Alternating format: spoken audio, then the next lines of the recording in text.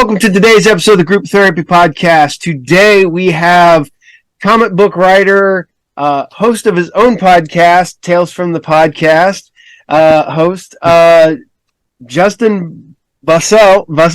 As I screw it up now again. Bussell. Justin Bussell. There we go. We have him on today. Tell us about yourself, Justin. Well, I mean, as you just mentioned, I did a comic book. I'm a podcaster. Also, if you want to get a little weird with it, you can check my IMDb out and see that I've produced a few movies, been in some horror movies, done a horror web series as well, did some writing, directing, cinematography, a little bit of everything. Nice. Not to mention I have a day job too. Yeah, that's amazing that you can pound out that much stuff. I mean, people freak out because I do the 3 shows a week, plus I have my own shop, and I run a comic shop during the day, and I have kids, and I have the household to take care of here, and I go to the gym, so they're like, how the hell do you got time? I was like, I don't sleep at night. I get it, man. I took a half-hour nap today. I got off work at 6 a.m. and did 12 hours. I don't. I'm a millwright too, so it's not an easy job. I don't miss those days at all. I worked for years, 11 to 7 in the morning, and I worked at a printing company, going all year round, and it was hot. So no matter what time of the year it was hot. I understand. In the summer, it's hot for me, but right now, being the wintertime in our area, I work outside.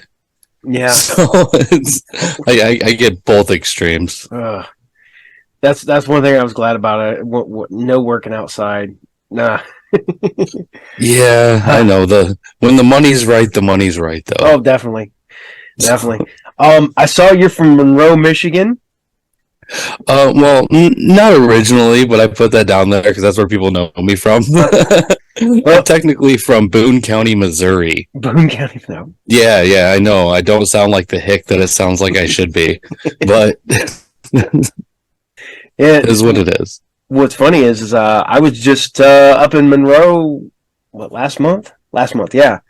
I went up there for wrestling. Oh, you must know Gary. I went up for was it Rust Belt Pro Wrestling? My buddy took me up there, and now I'm going back up again next Friday. But they moved it from Monroe to Detroit. So, oh, all right, yeah. My buddy Gary Paulette, he runs the Monroe Comic Convention over there at the Pop Fest, and okay. He does IWR wrestling out there too. Cool. So, oh yeah. It's funny because I've realized that with doing these interviews and stuff with the comic book and horror hosts and stuff like that, how like wrestling finds its way in there some way, shape, or form. I don't know. Like I'll blatantly admit it that my wrestling knowledge is basically 90s Attitude Era. Yeah. And I mean, even like the video games that I played, like the last wrestling video game I played was WCW Nitro on Nintendo 64. Hey, that's a great game. So it really is. Yeah. But as far as like recent stuff, I don't know a damn thing. I haven't watched wrestling in so long. I'm out of the loop. I used to love wrestling. Now I just like going and seeing live indie wrestling. That's as far as mine goes now. There is something special about the indie stuff, no matter where you are, if it's wrestling, comic books, or whatever. There tends to be a little bit more heart in it, and they're just the way they try is just so much different than what you see on TV. Well, it's kind of nice because you get these guys like I've met some of these artists that are now really big artists at the beginning because we did conventions together and we were side by side at these little local cons talking for hours because had a slow con or whatever, and then now they're big. I remember sitting in Columbus next to Jeff Smith, who did Bone, and he was sitting at a comic book show back in the day. Kyle Hott, same way. I known Kyle for 30 some years probably, and it's just one of them ones that from guys sat next to me at comic book conventions. Hey, I get it. That's I met my favorite comic book artist being a horror fan, Mr. James O'Barr, and that was Monroe Pop Fest, just to, a row over from me. And I mean, I got plenty of his stuff, that's for sure. Yeah, I can see your crow back here behind your head there. Yeah, I dished out the extra for the original work. So nobody else has that one but me. No, that's nice. What's crazy about Jim O'Barr was I want to say it was Motor City Con, probably 93-ish maybe. They had all the hot indie guys in this one area. So this was Jim O'Barr, it was Tim Vigil, Dave Quinn, it's like all these guys who were coming off like these like horror comics back in the day. And I walk in there with an issue of North Star, Tales of North Star #1. And I'm walking up and I hand it to Tim Vigil, and Tim Vigil goes, I didn't put nothing in that book. I was like, yeah, you did. It's right here. And he starts laughing. He's like, and I was like, Jim was laughing. I was like, yeah, I wouldn't laugh either. He's like, you did the cover. And he's like, what? It's like, I didn't get paid for no cover on that book. I was like, nope, there's your cover. And he's like, son of a bitch. It's like, because I need to make a phone call. But yeah, it was like all these guys. North Star was notoriously bad for screwing people over and using like stuff that they got done and then not paying people for it. And these guys, legitimately, there's this one anthology book like 5 of these guys worked on, and not one of them had gotten paid for it yet. And I had to be the one who showed up at a con with that book to get signed. That's yeah. that would be harsh. Yeah, I'm. If you can't tell, I'm a pretty big fan of the anthology stuff myself. Yeah. Can't really see it above me, but Tales from the Crypt. No, oh yeah, tons and tons of Tales from the Crypt books up there. Oh, but yeah. yes, I'm a little bit of a fan. Yeah. I mean, literally, I think the last comic book I wrote was an anthology book, so I would, I don't know whatever came of it. I know the artwork's done somewhere. Mine too. Mine's an anthology. So while we're talking about, what's the name of your book, sir? It is Tales of Shock and Terror. I actually have a copy of the A cover. Well, I have all the variant covers right here too, but obviously a huge EC inspiration. This right here was done by myself and 2 of my good friends with me, Chuck and Ron, with the artwork done by Drew Moreland, who went and did all of her art classes and video classes over at Douglas Community Center, which yes, she did end up learning under Tom Savini. And all the artwork in this comic book is actually 100% done by hand, and every cover is hand painted. Ooh. So, and I mean, every one of them is fully hand painted. Each one of the covers is like a variant on one of the stories inside of the book. And yeah, they're different, pushing boundaries, a little bit graphic, definitely sticking with the EC style of, my goal going into it was basically, if I can make every mom in America burn this book, I have done my part for horror. That's kind of how I went into it, and nobody burned it yet. So I'm working on a second one, and I really, really went pretty extreme with some of the stuff. But have you gone Veronica extreme yet? No. I mean, this is the first time I'm actually publicly even talking about this new one. So I will say that there may or may not be a rape revenge story in a comic book. So if you're fans of stuff like I Spit on Your Grave, it's definitely going to appeal to those people. I tried to keep it so modest because it's about the story, not so much about the rape. I have to ask you this. I wrote a script for a rape revenge movie. I got it 20 years ago now, And when I was writing it, I was in a dark place. So I was able to write this really just brutal story of revenge. And when time came to do the rewrite, I was in a lot better place. And I just didn't have it in me to write that brutal of a story again. Yeah. I mean, I feel that you have to be in a dark place when you write something like that. I mean, in the first book, my story in there, the artist, Drew, she said that when she was drawing it, it put her into a dark place. And she could tell that I've gone through some things, to say the least. Mm-hmm. To be vague about it, there is a scene with a child who gets his head smashed in with a hammer. So, and I, it could be a little bit graphic, but it's about, horror has that from time to time. Yeah. But it's not back in the day where what was it? Kids and pets were always safe, and then and I can't remember who. Somebody came along and screwed that whole thing up. Well, I mean, Ruggero Deodato with his one of my all-time favorite horror films, Cannibal Holocaust. Yeah, that one pushed the boundaries on those animals. So, well, yeah, because that was all real. Even to this day, they were. I mean. Actually, I think he just passed away recently. Yeah, 2 weeks ago. I mean, that started a whole thing, and that's sad. But I found out from Giovanni Radici.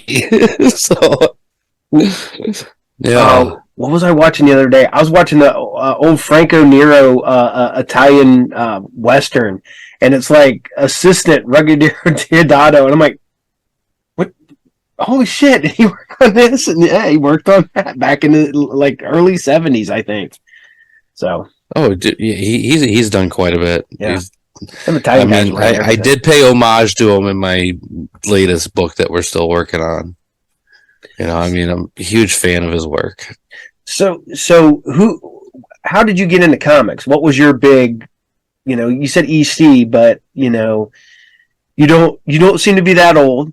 So I'm in my 30s. I mean, I will fully admit that I've never really been one for superhero comics. So, growing up, like I'm the oldest of 5. My little brother, he really liked his Superman, his Green Lantern and stuff. But my first comic book was the it's gonna sound so stupid. The Demonic Toys. Oh yeah, I got that book. Yeah. Yeah, was it, I think Eclipse Comics put it out, I believe, or I believe so. Yeah, and then oh yeah, I mean they were great. I love them. I mean, there's that, and then Spawn, and then right around the same time, I had to have been probably about 4 or 5 years old getting these. I was watching Tales from the Crypt, and I fell in love with the stories and everything else. And then, my dad was never really somebody for censorship. He was a musician his whole life. Mm-hmm.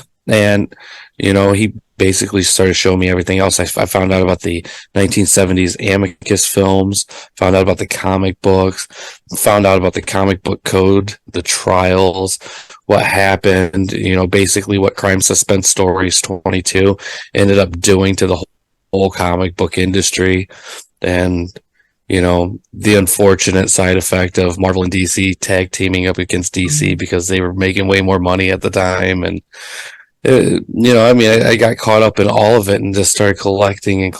And I mean, I think as of right now, I own probably about 70 EC books, which, I mean, it's not like a horrible amount, but I mean, for those who don't know, they're not the easiest thing to come by, and they're definitely, it's not like you can go to the store and pick one up for $2. No. You can get those, the nice reprints that they put out in the mid 80s aren't bad, but man, it'd be nice to have those original runs. So yeah, I mean, no, you're not wrong. I mean, I unfortunately was never able to get the Crime Suspense Stories 22 original run, but I got the reprint of that. But I mean, even the reprint of that is going for quite a bit right now. But, I do have quite a bit of the original stuff. I mean, right up there, I got, what was that, Panic #6? Yeah, that's like one of the main ones that followed afterwards, where basically, due to all the restrictions, they just put it out with a blank cover. Yeah. It's like basically their big old fuck you to them. So, I don't know if I'm allowed to. Yeah, you're allowed. Yeah. Okay. This is the show. This is my show that I'm allowed the profanity. The other shows, I do my Saturday morning show is I try to keep it, but my this show and my Friday show, I don't care. Those are for adults. All right, good. So, in fact, there you can see the Crime Suspense Stories 22. For those who don't know, this is what put the world up into an uproar. Yep, the severed head. Oh yeah. I got I only have a handful of the reprints, but I have those really nice EC thick volume trade paperbacks. I got a bunch of those. Oh, you got the coffee table one? The big one? I don't have the great big one. Oh, I have the ones that are like such a beautiful book. I don't know, slightly bigger in magazine size, probably Time Life size. So, all right, yeah. Those. That's a nice collection too. I mean, yeah. I have quite a bit of those. I mean, I only have so much shelf space.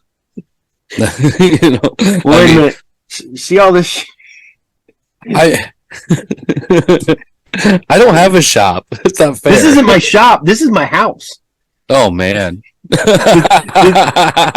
is my basement. This is my finished basement. When we moved into this house, this was my wife and I's like living room area, because we bought a house so we could big enough that my mother-in-law could live with us, because she was starting to get older and having some issues and stuff here and there. And then my kids still lived upstairs, so they lived in the top floor. My mother-in-law and brother-in-law lived in the middle floor, and then me and my wife kind of stayed here, but we had our bedroom upstairs. Well, my kids finally moved out, and my wife took over the upstairs. I'm like, okay, this is mine. So, oh man, those days! I can't wait for my kids to get old enough to move out. Oh, I still got one who will probably never move out. That's my youngest, but he has autism, so he's all chilled out. Then of course we got the dogs floating around here somewhere. But the nice part about it is those big books. I got one of them signed, I believe, at Motor City one year, because and I cannot remember his old, because they're all the guys who worked on them books have all passed away. But I got one of the last guys who did the covers, and he signed it, and it's like, oh man, got it all over there. I mean, the only way you could top that is if you started buying the Gaines file copies that have been popping up on eBay, which I don't know if you were able to see when they posted Crime Suspense Stories 22 up on there. No, I did not see that. I don't know if it's sold, but they had it posted for 100,000. Oh, it probably did. I think it was a 9.2 or a 9.6. Wow. Yeah, well, gold label. Whew. I know that recently they got with the Bob Kane books for Batman and his personal copies, but he 3-ring binded everything, so all of his stuff was all beat to hell and back. And it still all went through the roof and sold like high dollar. Oh. So yeah, that any of that old stuff, the original things like that, they go crazy amounts like that. Yeah. But it was one of those times where it's like, man, I really wish I'd get that Mega Millions ticket to win for me so I could start getting these. Oh my god. My wife asked me the other day, she goes, what would you do if you won the Mega Millions? I was like, I don't know. I was like, I'd have a lot cooler shop. Right. I was like, I would probably, not a whole lot would change. I'd just drive a lot cooler car. See, I always tell people, like, they got to be honest about it.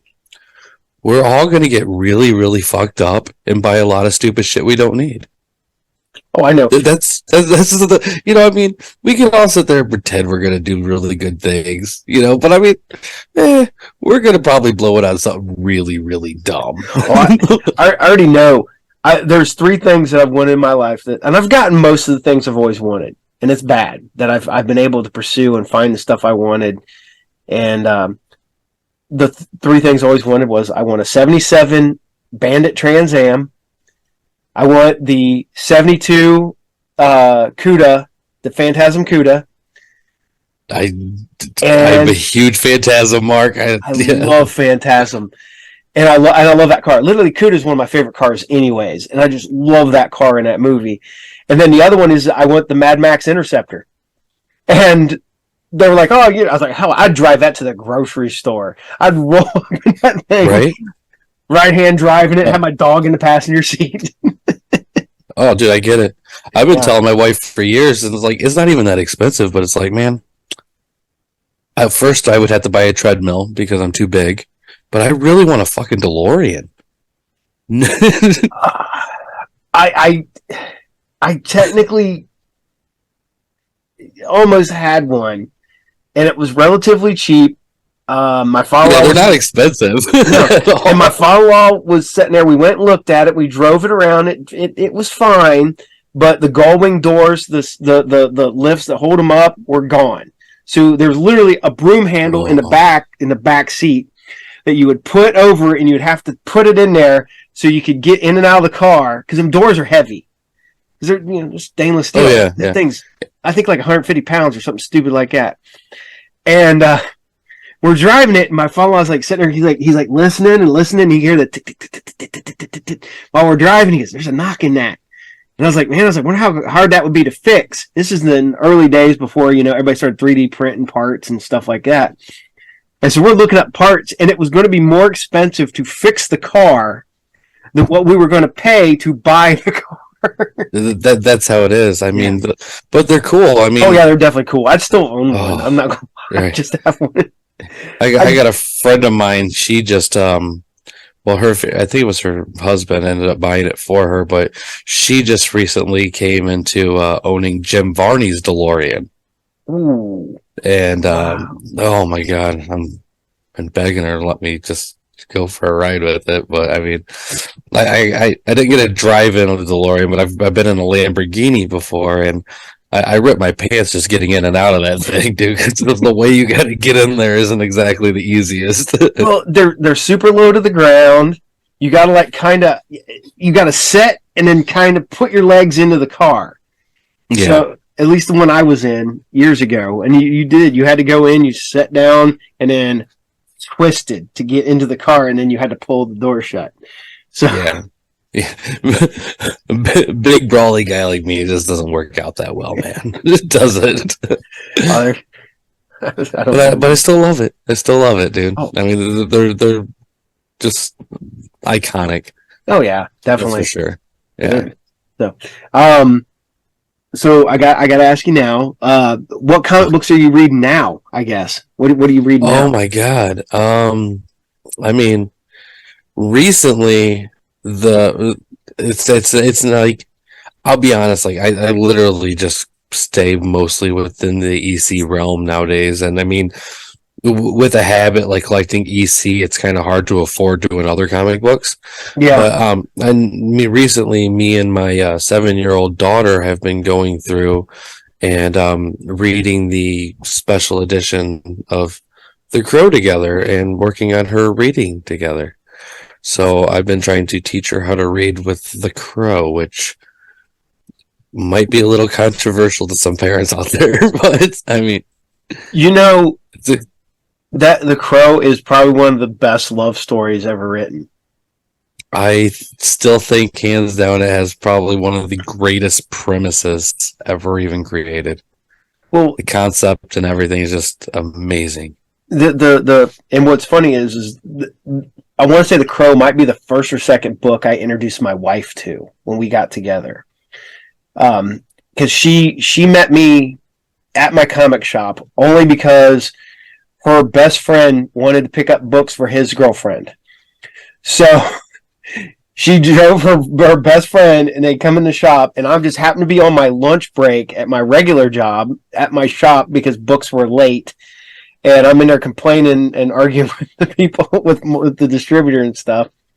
And I met my wife through there. And then I remember taking her, I don't know if we'd been together for 6 months at the time. And I took her to Motor City Con back in the day when it was still a Nova, or not Novi. Oh man, where was it at? Was it in Livonia? I wasn't up here then. Yeah. I know that they've done it in Livonia, but I mean, you're only in your 30s. That would have been, you would have been a little kid when that came out. That's true. That's true. But I took her up there and we wandered around, and she started finding all these books, and she found, The Crow, she found Faust, she found Cry for Dawn, because all those guys were there. And I let her read my big thick trade paperback for The Crow at the time, and she fell in love with it. So she has her own Crow stuff and whatnot. But yeah, that's the first book one of the first, I want to say 3 books I introduced my wife to. And it's a hell of a start. Yeah, and then I've been at conventions. The unfortunate thing, though, is usually it's a downward slide after that, because it's really hard to top that one. Well, it was really. Did you know the whole backstory of why The Crow got written?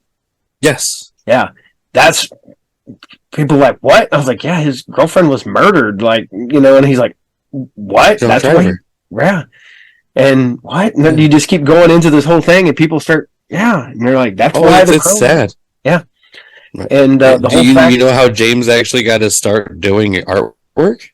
I probably do, but it's one of the ones that I was told it probably 35 years ago.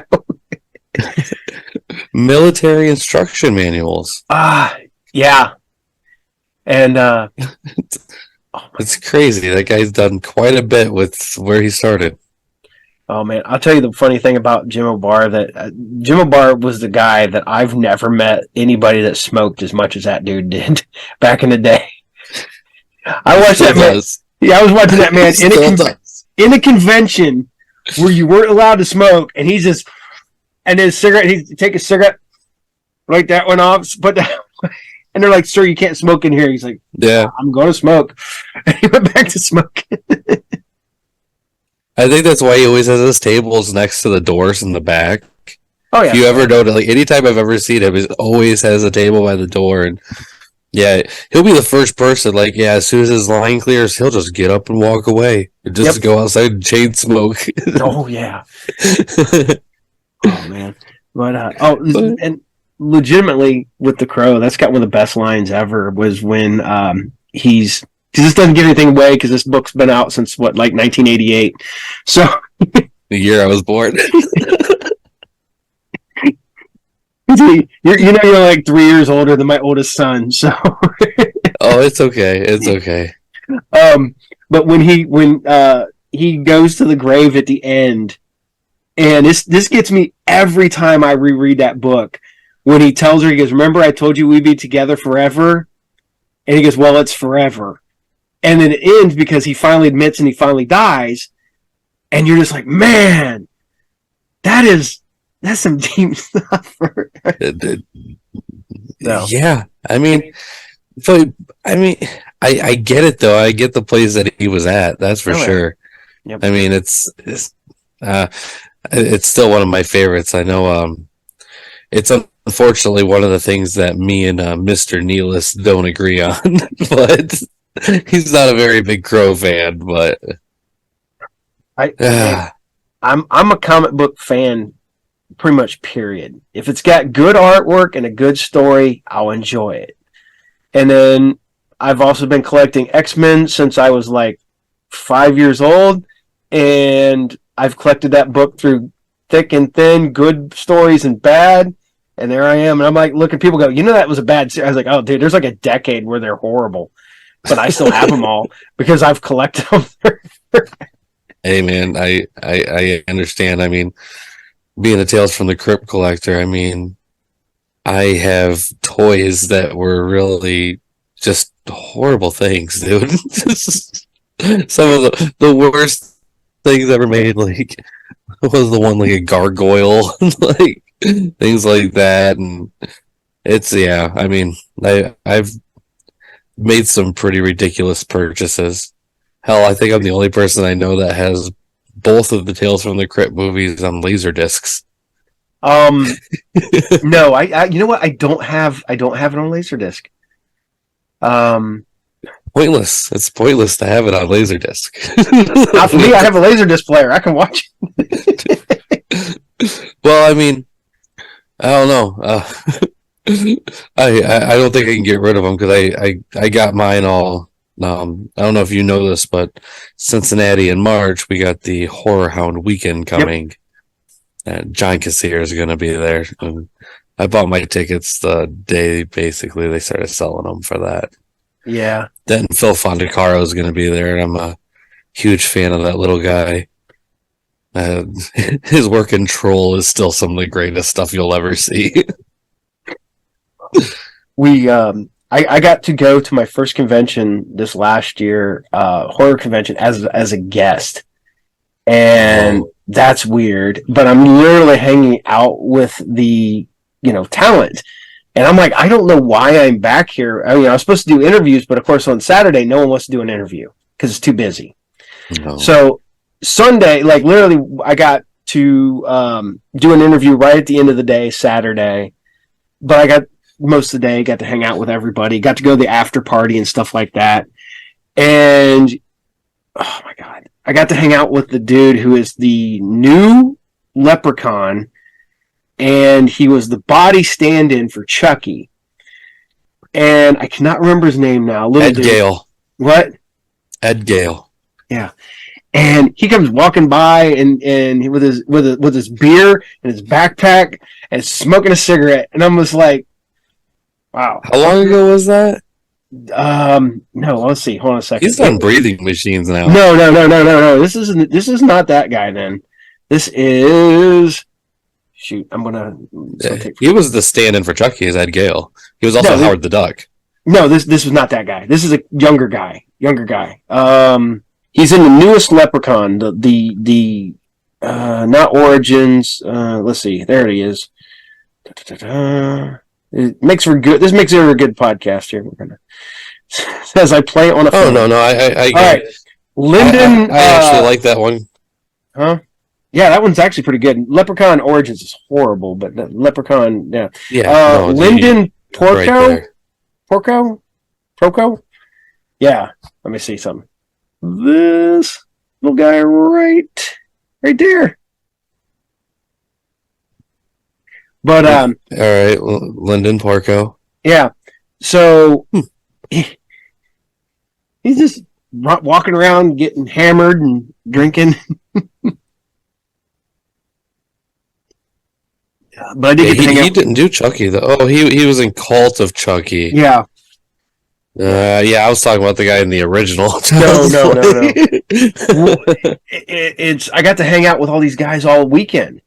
So I'm just sitting there talking. I end up hanging out with the guys from I call them the Hellraiser guys, even though that's just kind of their what they were really, really known for. The Pinhead from the last one, so it's Pinhead from 10. The guy who directed 10, plus he did all the special effects makeup for 3 through 10.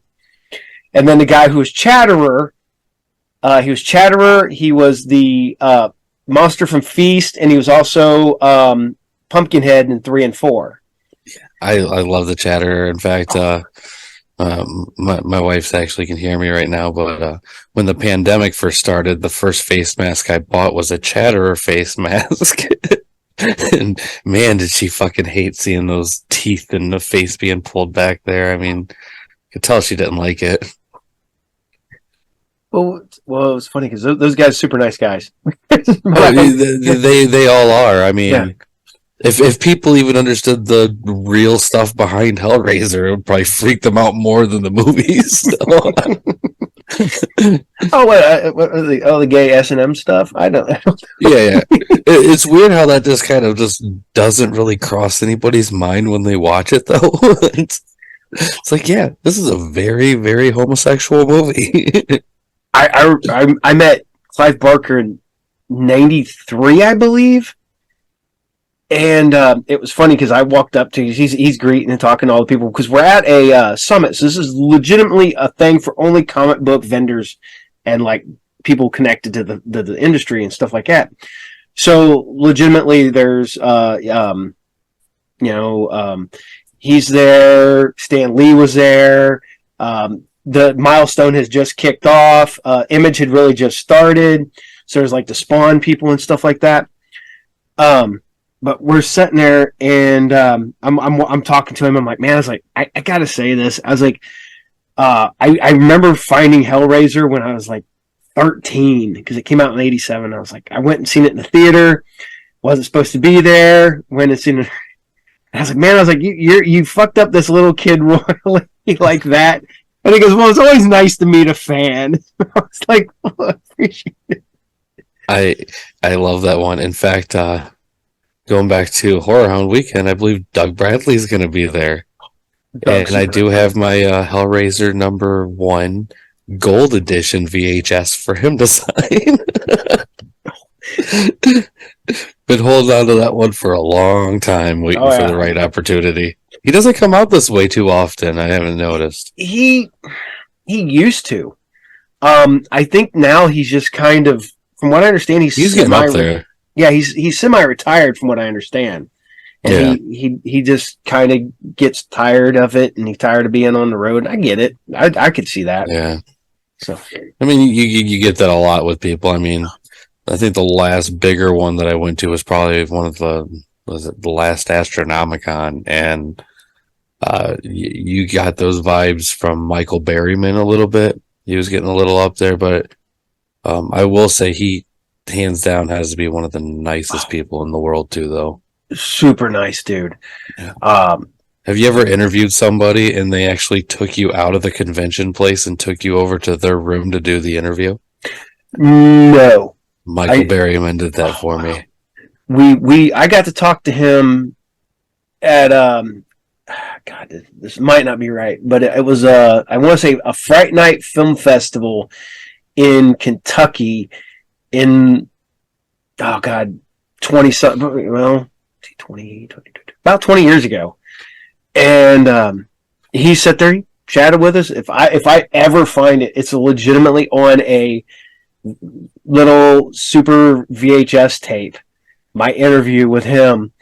That was one of the ones where I met some of the nicest people in horror that went out of their way. The one that surprised me was Adrian Sean from the original Monster Squad movie. All right, yeah. All those guys were pretty good, though. They're all really nice people. It's kind of rare to find people in the horror realm that are mean. I mean, horror has this weird reputation, but I mean, there's not a lot of negativity between the community and the fans. No. I mean, don't get me wrong. I've met a couple in my times of people that you're just like, yeah, I'm never going to talk to that guy again.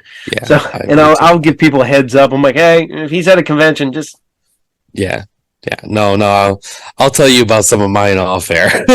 I don't like to call them out, but I mean, I've had some real problems with a few of them, and I mean, one of them caused a pretty big scene, which I'm probably not the proudest of, but yeah. I got kicked out of Motor City Con for telling Rob Liefeld he sucked because I was hanging out with the guys from Gwar. And we're set up where we could see him.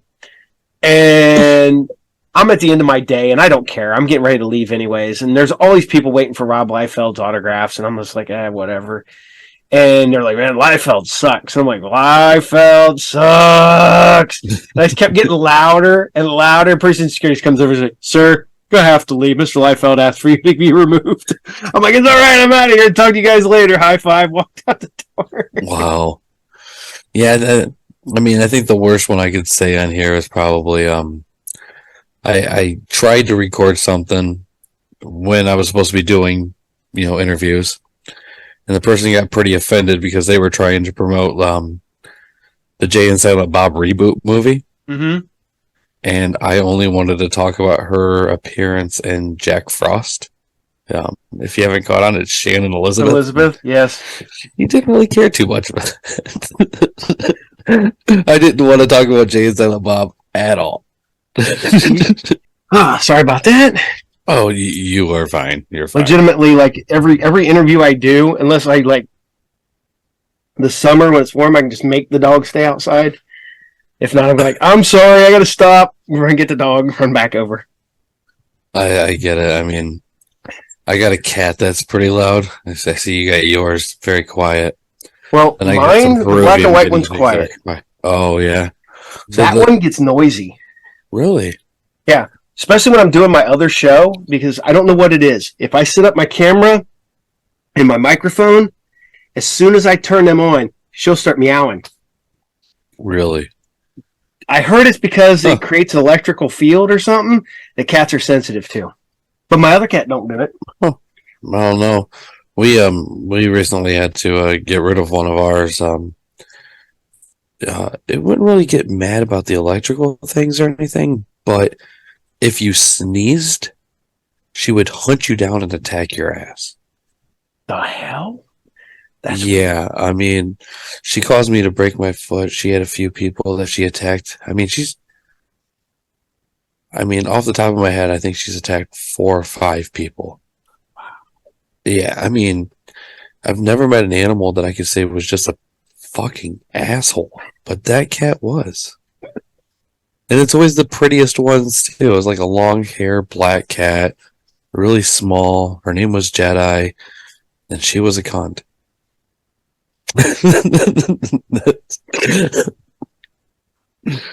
Yeah. That one's not bad. My cat's chill. My cat's hiding over there, but my cat dead quiet. You won't even know. Like one day we're sitting there going, is the cat around here? We started looking everywhere because the cat just disappeared. And we thought, oh man, the cat got outside. That's the only thing we could think of. And then all of a sudden I go in there, I go, hold on a second. I go and grab the cat food bag. Chicka, chicka, chicka. Cat comes running in. Like, what? Yeah, that's usually how it is. The other cat that we have is like that. She'll meow when she's around my wife, but that's the only person she likes. But she has to weigh almost 20 pounds too. I mean, when she walks, her gut just goes swaying back and forth. There was like one time she like ran through the house, and I was pretty sure my daughter was running in the hallways, and it was the cat. Yeah, huge monster cat. Never had any big monster cats, but man, I know people have had some. You just gotta overfeed them. The worst part about it is the cats we got now are full-grown cats, and they're relatively small. And I don't know what it is about us, but like the last 3 or 4 cats we've had have all stayed small. And I'm like, oh, okay, maybe we know something that we don't know we know. Huh. I don't know. If you want a bigger cat, I would strongly suggest mixing their food in with a little bit of Crisco. I'm not sure how that would help them in the long run, but you'll have a bigger cat. I'm pretty sure of it. I don't care. I like my cats the way they are. now, if I get my dog to lose weight, my dog got fat. Yeah, I don't have a dog, so. Crap. Okay. So I gotta get back to some comic questions here for you. Okay, all right. Okay, if you could work with anybody in the comic industry, who would you want to work with? Oh God. I mean, it's sad because I've asked this person before and never got a reply, and this person also bought my book and has talked to me too, and I would say I would love to work with somebody like Jim Terry. An incredibly nice person. I mean, really, really good artist. I mean, he ended up doing some of the artwork for was the hack and slash stuff with the Crow, and I mean, he's just a nice guy, huge EC fan. I feel like he would be somebody that gets where I would want to be. And I mean, a lot of days now, I mean, you don't get that same feel of people who are really into EC. Yeah. You know, most people walk past like stuff like what I do, and you know, they'll be a little excited because some of the variant covers kind of pop at you, but they don't know any of these EC books. They know what Tales from the Crypt is because of the TV show and stuff like that, and John Kassir doing the Crypt Keeper. But a lot of people don't know too much about the comic books in general, and having somebody like that who actually really enjoys the comic books and what they were, I think could really make a project that much better. Cool. My next question was going to be a question you answered before we went on. But if you could work in any other medium, what would you work in? I mean, let's just be honest, man. I can't speak for everybody, but I only work because I need money. So, I mean, I would obviously pick something where I would get paid a lot and not have to work so I could actually do the stuff I really wanted to do, which I never get paid for. like, like podcasting and writing comic books, which I mean doesn't really pay the bills that much, but it's a really great hobby, And I mean, I can't speak for every podcast out there, but like I've been sponsored by big people. I mean, I got almost $3,000 worth of free Manscaped stuff. Like I've done it all, and just I mean, the money's not right for it all. I mean, if I could do anything, I mean, it would have to be more about it being successful. Having a family, it's kind of hard to just do what you love, unfortunately. Would you go back to working in film? No. I mean, it was fun and I enjoyed it, but guess how much I made? Zero. That's right. Zero. Out of zilch, zero. Yeah. You know how many people benefited off me, though? More than my head. That's for sure.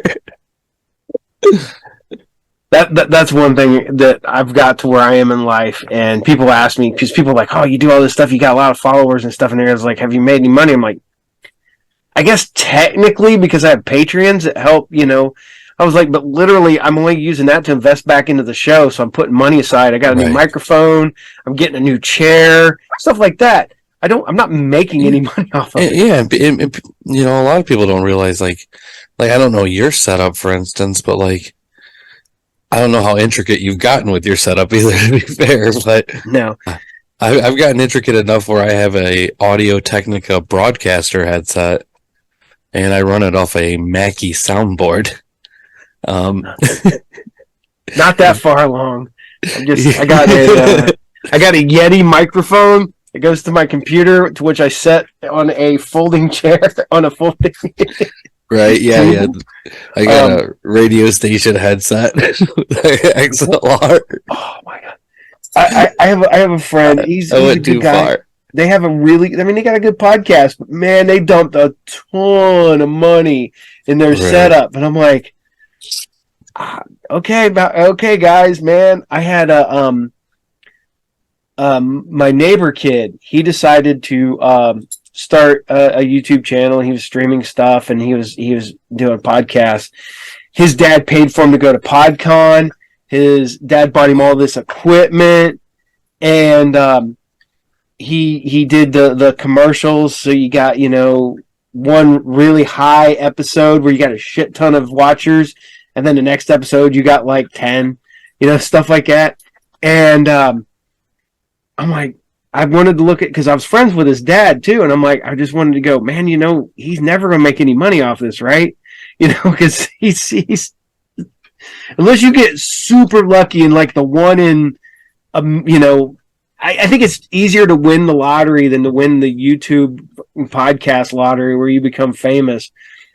Right. No, you're definitely right there. I mean, obviously things like there are the side things that really help, though. I mean, like my merch sales, the Patreon type stuff. I mean, we accept donations. I mean, of course, like anybody else, we have all of those things set up, and plus any kind of things that are sent in from like YouTube, Facebook, Twitch, all that kind of stuff, and it all adds up. And I mean, even right now, I have a couple of sponsors too, and so, I mean, it does give into it, but I mean, not a ton. I mean, after paying for the services that I use to do it all, and it's just a fun hobby. Yeah, it is, and as I say, it keeps me from it keeps me occupied, keeps me from doing stupid shit and getting in trouble. Right. Yeah, my wife was joking with me recently, like, we just need to get another computer, and you and Heidi, my youngest daughter, start recording Minecraft videos. Those make a lot of money. And I looked into it, and there was the one person my daughter watched, net worth like $82 million, and she just plays Minecraft. It's like, man, this fucking bitch. What fucking Minecraft? Well, that's like my youngest son. He got all of a sudden we're sitting there watching, and he starts watching those Ryan videos, and I'm like, this is just a kid at the water park and his parents recording it, and I went, what the hell? This kid's making, I can't remember how many, like 20 million a year, and I'm like, what? And it's already people who are rich, spoiled kids. Yeah. Yeah, see, I mean, they're just me. It's not that bad. Nah. I mean, you know, this is the way it is, though. I mean, what can you do? Yeah. I just do it for fun. Other than just try to find them and break their cameras. go to all these amusement parks. Just every time you see somebody smack it out of their hands. Right. Nobody gives a fuck about your kid and break their camera and walk away. Right? Oh god, it's bad because I mean I hate to say this, but it's almost true because everybody thinks that they're going to turn their kids into a new show. Right. Mm-hmm. I mean, people are weird though. I mean, it recently came up on my show because we were talking about kids, and I forget how I got brought up. It was like something along the lines of like everyone thinks their kid's cute, and I brought up there. I'm like, no one gives a fuck about your ugly kids. Most of your kids are ugly. That's just the way it is. Kids aren't cute. Most of them are ugly. Most of them are disgusting. I mean, more than half of them don't even wash their hands after they wipe their ass. You're gonna tell me that's cute? No, the kids are gross. Me and my wife were laughing. I was like, kids are gross and they're sticky. I was like, I remember when they had when COVID surged again, you know, and I was like, we don't know why it's surging again. I was like, because you open schools back up and little kids are gross and dirty. Right. You know how many times I got sick before having kids? Like fucking never. Now that they're in school, it's like, what the fuck? It's like I'm sick as much as they are. Oh yeah, it's bad. And the worst part about it is now I'm around like kids on a regular basis because I have the comic shop, and you know I have these high school kids coming in. You're just like, just stay the hell over there, stay away from me. Right? Yeah, I mean, I can't imagine running a comic book store. I mean, it seems like it would be the dream job, but I mean, I know one of my favorite local places. If you're ever in the area, you should really check them out. They're called Freedom Comics. Okay. And I mean, you know, it's your typical comic book store. It's bigger than average, I'd say. Packed full of stuff. So much cool stuff, man. And they ended up getting robbed big time. Ooh. Man. Yeah. And then they ended up finding a lot of stuff, but they broke them all out of the graded books. Yeah, they broke them all out, so they couldn't prove anything. Yeah, and they got that barcode on there. Yeah, they were able to buy all their books back, but all at a loss to them, and it was just sad seeing all that kind of stuff happen. And I mean, people don't realize the profit margins on a lot of that stuff really isn't that high for a lot of people out there, and those things really can break a business in a second.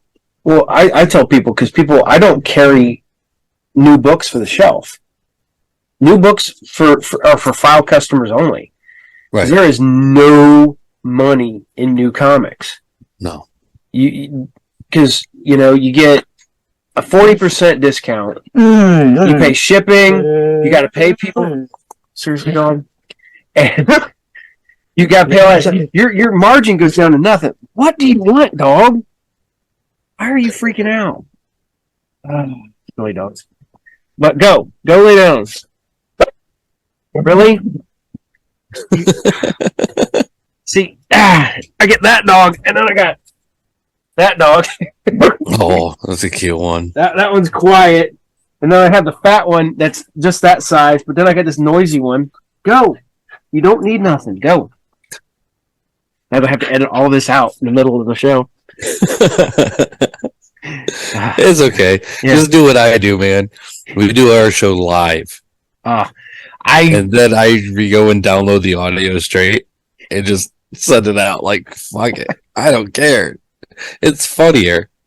Oh man, we've got some great stuff in here, but I've also had to edit because like they're legitimately like, my son comes running down the stairs because I forgot to lock the door, and I don't know what he had done, but he had spilt stuff all over his pants, and he comes running down the steps, just Winnie the Pooh in it, shirt, no pants, and all he sees him running like feds. I always called that Porky Pig in it. Winnie the Pooh in it, Donald Duck in it, you know. Right? No, I get it though. Yeah, no, yeah. I mean, I think the worst thing I've had to edit out was I had a celebrity interview who, in the middle of a question, didn't really get mad at the question, but got mad thinking about the story he was telling. And then started talking a lot of shit about a bigger celebrity who is afterwards got into really, really bad health. Like, it just did not look good. But I don't think it was like the last thing I really edited out. And that was like, I don't know, 90-something episodes ago. So I gotta ask you, because we talked about your comics, we talked about this, your podcast. Tell us more about your podcast. All right, so Tales from the Podcast. Can you guess what it's about? It's it's evolved quite a bit. So I originally had it where it was like every other week because I didn't, when you first start, you're not really sure. So I mean, every other week I was sitting there doing it, and I had different co-hosts at different times. And, I mean, I had my one buddy John on for a while, and he's in the Army. He ended up having to go and be deployed, so he kind of took hiatus for a while, and he's always welcome back. He's an amazing person, knows his shit real well. And just started doing every other week, going chronologically in order of Tales from the Crypt episodes. And then halfway through that, I'm like, I'm just a really big horror fan in general. Why don't I start doing more stuff with horror too? So I started integrating it where every other week in between, I would do this side show that I called 2G1C, which was kind of a play on Two Girls, One Cup, but we called it Two Guys, One Crypt. And I just thought it was funny. And then we started doing like these really cheesy kind of horror movies. And I had my buddy Chuck on for that, and he's still part of that show. I also ended up having somebody else on there. His name is Jack Hunter, and I ended up having to take him off and publicly talk about that because, I mean, he got a little carried away on a film set, and to say the least, it involved girls, minors. And I booted him off of everything as soon as that happened. And, after doing that like that for like almost 80-something episodes of having horror movies integrated into it, I was like, well, let's just really focus on the Tales from the Podcast. And now it's a weekly show where we do Tales from the Crypt every week, minus certain special events. So like New Year's Eve, we have crossover episodes because we have other podcasts that we're just really good friends with where we, legitimately plan out crossover episodes where we air on both of our channels at the same time and do things like that. And, so like even for like this week, it's Friday the 13th today. Mm-hmm. So I thought, tomorrow's my show. Maybe we should do Saturday the 14th. But then I was like, fuck it, we need to do Friday the 13th part 1. So, so we're doing things like that and, holidays and stuff. But I mean, right now we're at the end of season 6, which is really, really sad. If you're a Tales from the Crypt fan, you probably know that season 7 wasn't the greatest. So it's about to hit the shitter. We also have the worst Tales from the Crypt movie left, which is The Ritual, which a lot of people don't even know that's a Tales from the Crypt movie. No. It was such a horrible movie that they tried to do anything to make it sell better. And I think this movie got released in like 2006 or 2007, way after Tales from the Crypt was even off the air. Yep. And they added it to kind of help increase sales. Kind of like the opposite of what Tales from the Crypt did with The Frighteners. Because The Frighteners was originally supposed to be a Tales from the Crypt movie. And they ended up taking it off there because they thought that would actually sell just fine by itself. And obviously Michael J. Fox killed that role and it was amazing. But so, kind of right there. I will say that once we get to the end, we are going to jump in and do a couple of episodes off Tales from the Crypt Keeper, which is the cartoon series. Yep. If you're a fan of that, got an animation cell up there. But, once we start that, we're going to throw up a public poll. And I figured, I kind of feel like we really hit the jackpot with our name, Tales from the Podcast. It's definitely kind of catchy, and it sets us up for doing, kind of like anthology type stuff when you hear the name. Mm-hmm. So we're going to throw up a poll and basically let our audience choose which is going to be our next anthology series to go through. And, been doing it for about, I think 5 years now. So it's been a little while, but it's been a fun journey.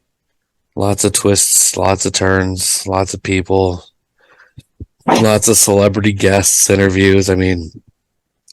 Got real lucky with having John Kassir on like my second or third episode. Wow. Yeah. I've had Todd Masters on who did all the special effects for a lot of the episodes. Countless celebrities from the show, including Michael Berryman that we talked about before, and when he got to play Van Helsing and kill George Wentz. So there's just so many cool things I was able to do with this, and it's definitely opened up doors, at least as far as helping me be able to talk to the people that I admire seeing on screen. Yeah, literally, that's where I'm at with this show. Is it started out as something completely different, and actually, it started out as a public access television show in the early 2000s. Before podcasting, we had public access TV. People don't even understand. I was like, I used to have to go to the studio with VHS tapes and put them in and edit them together so that I had a master tape. And that was one of the show I did a ton of interviews for. And I wish I could find some of them because those are lost media. Well, all right, it's funny that you bring this up because obviously you have that nostalgic feelings for that public access stuff. Mm-hmm. So kind of going back to our conversation earlier, you brought up the movie Leprechaun. Yeah. You know who directed that movie, don't you? The original? No, the newest one. Oh, the newest one? I can't think of the top of my head right now. Steven Kostanski. He was part of my favorite indie production group that is now disbanded. They were called Astron 6. Oh, the editor and Manborg and Father's Day. Chowboy. Yeah. Did you ever see the web series that they put out? No, I didn't know they did one. Oh, it's all public access based. It's called Divorced Dad.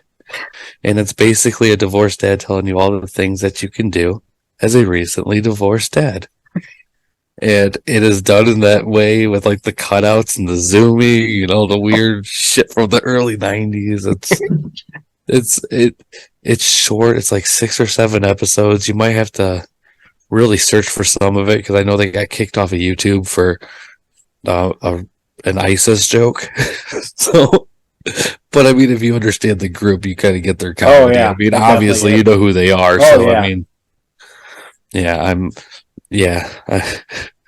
I'm friends with Matthew Kennedy and Sean Sweeney from that group, and I'm in love with their work. They're amazing. Man. But yeah, you definitely gotta check that out, though. Divorced Dad. When you do, you gotta message me right away, dude. Because I'm gonna tell you, you will never laugh that hard in your life. The first episode alone, dude, I was crying. But it's like, it's kind of like, oh, this is so stupid. It's fucking hilarious. Well, and I'm not surprised because there are probably legitimate public access shows that were that at one point. I mean, they nailed it. Yeah. Like, it looks like it was a public access show that came out. Oh, man. Those were fun. I'm not gonna lie. I did an entire episode. I went and did all the interviews and stuff like that. I come home from work and I was shooting my show, filming it, and I was having a bad day. So the entire time I'm drinking, and I have this. I bought a bunch of like the 22-ounce like Smirnoff Ices or something like that. And it's sitting on the table in front of me while I'm doing my thing. And the way I had to edit it, the bottle would be like completely full, and then it would be almost completely empty, and then it'd go back up, and then it would come back down. And then suddenly there's two of them, and then the one would disappear. Oh, man. I was like, man, I need a continuity guy to help me. Hey, man, those days had to have been a lot of fun. I wish I could have started back in like that kind of era. It was a complete. The worst part was you could film it, you could do it all at home, but you'd get to the TV station, and the TV station took VHS tapes in the early 2000s, and you're just like, that's all, because you had to have everything. You take everything digitally.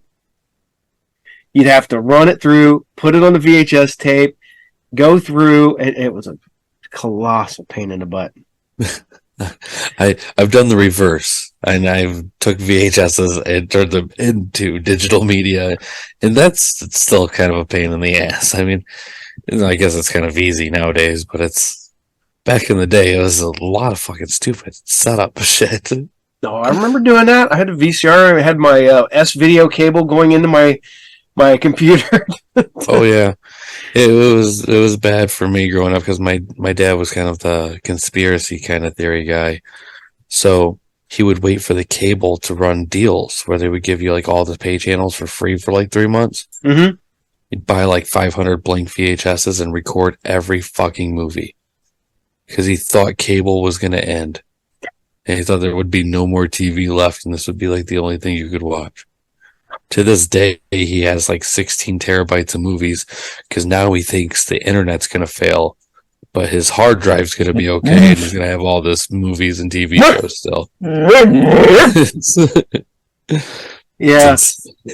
Well, that's what's funny with me is I am on the quest to save lost media, so I'm always looking for, cartoons that don't exist, on DVD or anything like that. So I'm always consuming that. So I have 4, 6. I don't know, like 16 terabytes of old Saturday morning cartoons from back in the day that you can't find anymore, and all that fun stuff. And don't get me wrong. I mean, I have a lot of stuff too, but I also have every streaming service out there. I mean, I got behind my computer is a 16 and an 18 terabyte external full. Jeez. And then I got another 1 terabyte here and a 2 terabyte in my drawer. I got about 6,000 DVDs on multiple shelves. Probably a couple thousand Blu-ray. I got probably about 1,500 VHS tapes still. Oh yeah, really? I'm and right I got, there with you. Really, dog? What is your problem? And I still got like 100 laser discs. I got about 20 of the VCDs. Oh man! Because I'm no, good old days of public access television. Can't beat it. But no, like the streaming services and all that stuff. I got a buddy who does the same thing.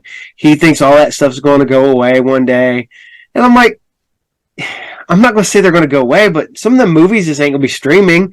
But then you got channels like Tubi that's proving me wrong. So I'm like, yeah, Tubi, and it's free.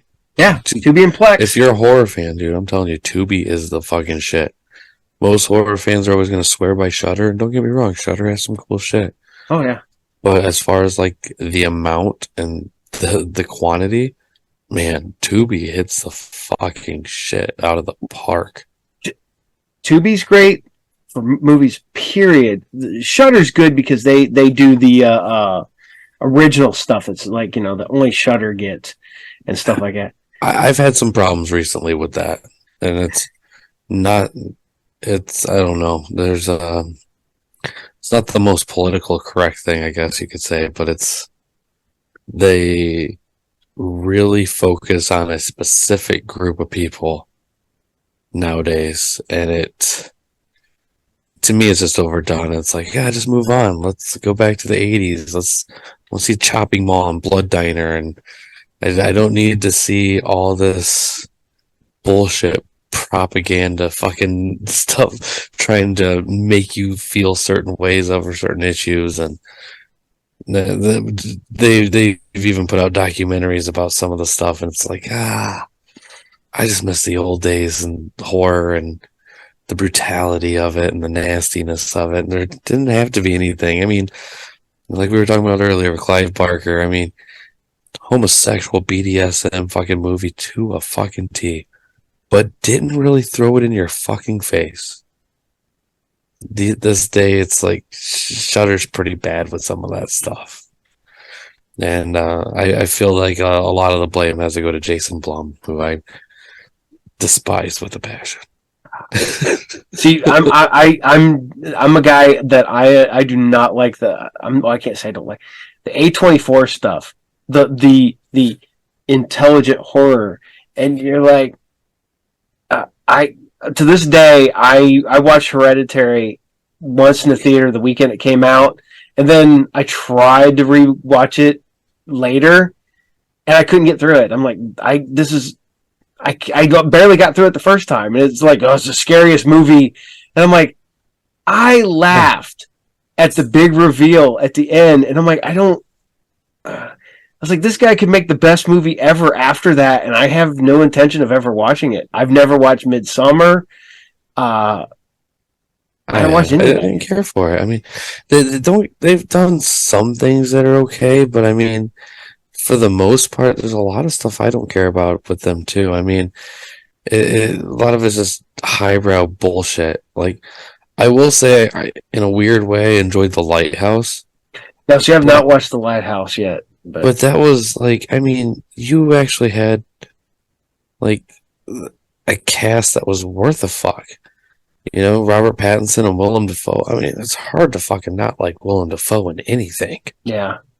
But I mean, I 100% agree with you on Hereditary, especially when that came out. It's, everybody was talking about it. It's like, this isn't that good. I mean, there's just some stupid shit. But what was the other one they did? Like Swiss Army Man. I didn't think that was too bad. Yeah, no, I can't say that A24. I just think the people trying to do the like we said, highbrow, horror. They're like, what, smart horror? I'm like, it's like you try to be, and I can't get into it. It's like the pompous asshole horror. It's like, look at me, I'm so much above you type shit. And they do that on a lot of their stuff. But, like I said, though, they have a few things. I mean, hell, I think Tusk is an A24 film too. The Kevin Smith horror movie? I think it is. And like that is not a highbrow one at all. But I think if that was them, though, I mean that's early them. It'd have to be early them. Yeah, I'm actually gonna look that up while we're talking. But I mean, that was a good one. And yeah, it was one of their movies. Yeah. So I mean, not all of them, but I mean, like, we're talking like 2% of their stuff is decent.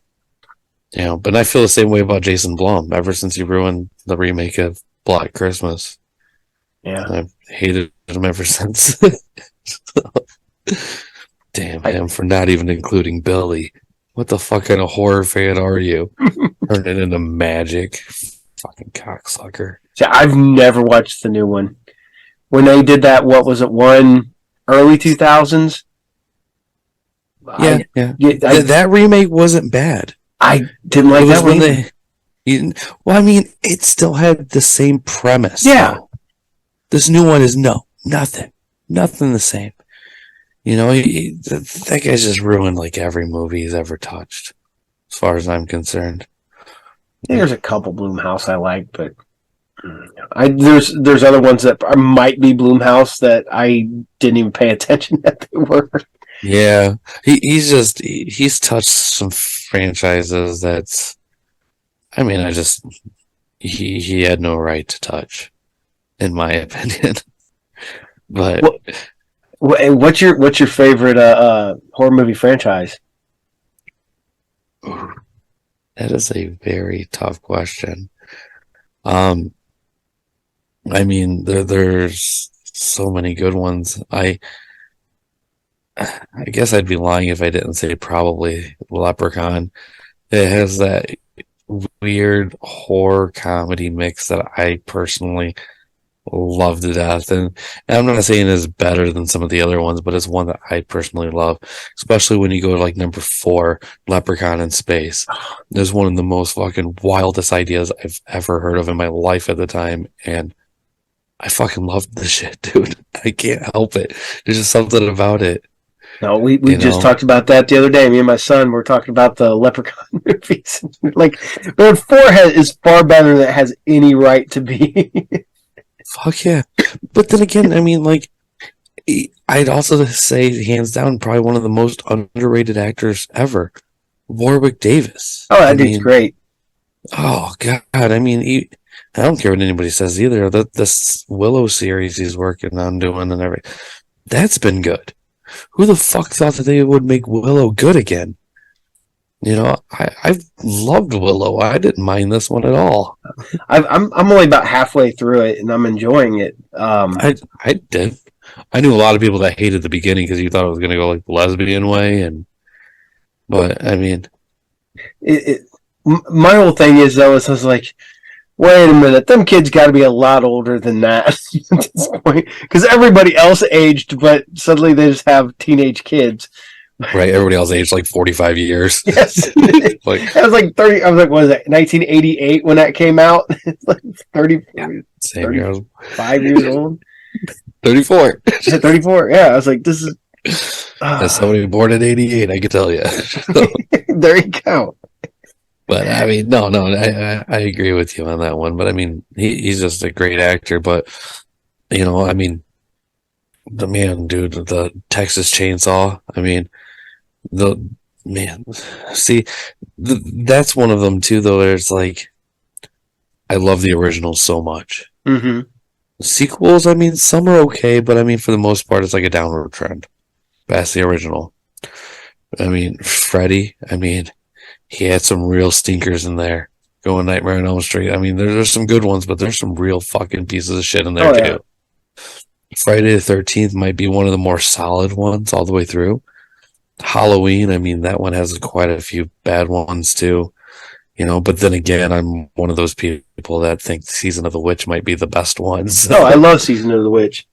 Oh, me too. Season of the Witch would have been one that we'd all recognize had it just been Season of the Witch and not Halloween.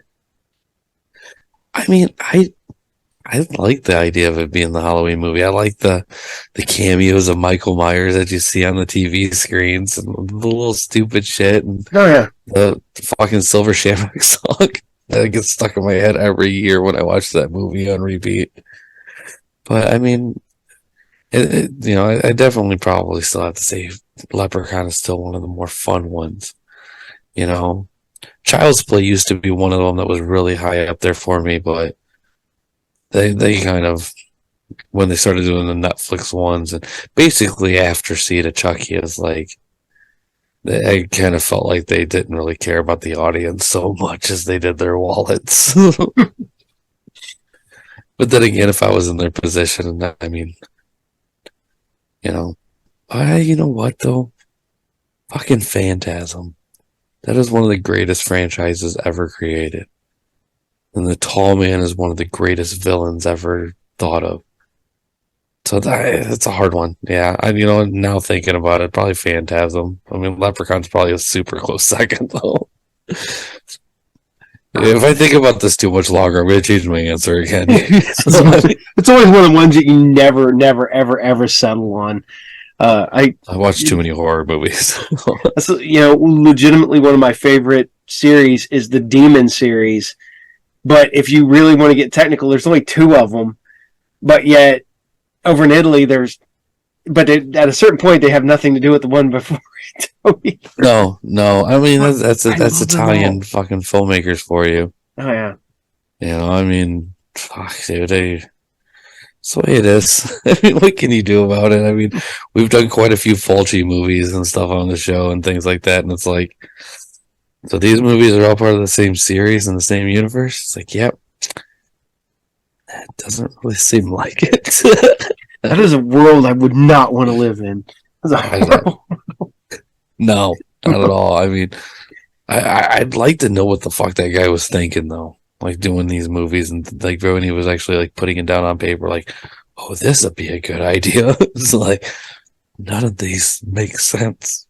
Like, well, I think it's in Dario Argento's book. It's been a long time since I read this, so don't quote me 100%.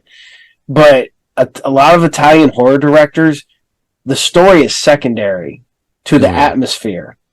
So they will make a movie that doesn't make a lick of sense because it's all about, it keeps you uneasy and it puts an artificial atmosphere of dread because the movie doesn't make sense. And now your brain... Fulci was the fucking king of that shit. I mean, he would create the atmosphere with the grotesque gore. Yeah. At least for the time, I guess you would call it that. But, I mean, nowadays it's a little bit different. But, I mean, yeah, you definitely nailed that. That's for sure. Well, here we go. Because you said Cannibal Holocaust is one of your favorite movies. Yes. One year we had what I called Horror Fest at the shop. I went and took where everybody plays Magic. I took all the tables, folded the tables up, put the chairs in there. I brought in my projector TV. We have a big white wall. We ran horror movies on Halloween. And one year I did The Beyond. I did a local movie called Kill That Bitch. It's a werewolf movie on around. Did that one. Then I did what was it? Oh, Society. And then the last movie of the night was Cannibal Holocaust. And these people at the end, they were like, there was never a palate cleanser. I was like, no, there wasn't. No. Like, why did you do that to us? I'm like, did you show them like the original cut of Cannibal Holocaust? Yeah. I got the uncut director. I know so many people who have only seen the one without any of the animal deaths. I can't watch it. It's like, yeah, it's part of it. Yeah, and they're just sitting there like, what did we just witness? I was like, dude, I've got worse movies. Right. I've seen worse movies, that's for sure. But I mean, that one is just so iconic, though. I mean, plus I love the history behind that movie and everything that happened, though. I mean, the court cases. I mean, fucking dude almost went to fucking prison, dude. Yeah, had to prove those people were still alive and come into the... They had to break their contracts. Yep. It's an incredible story. And for all your listeners, too, that was a real tribe. They really ate those animals. Stop fucking acting like bitches about it. That was their food. They would have done it anyway. Oh, it's like the end of Apocalypse Now, where they kill the water buffalo. Right. That was happening. That was happening no matter what Francis Ford Coppola did. That was just something that was going to happen. They just filmed it. No, exactly. Like, don't get me wrong. There were little bits like with Cannibal Holocaust, but a lot of it's unseen that you don't know unless you're a really big fan of it. So, like, for instance, you would probably know, like, the monkey scene. Yeah, they were going to do that anyway. But they didn't have to film it 3 times till they got the right shot. Yeah. Yeah, it was going to happen, but it wasn't going to happen 3 times.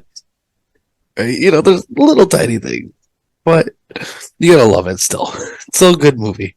It's oh my god!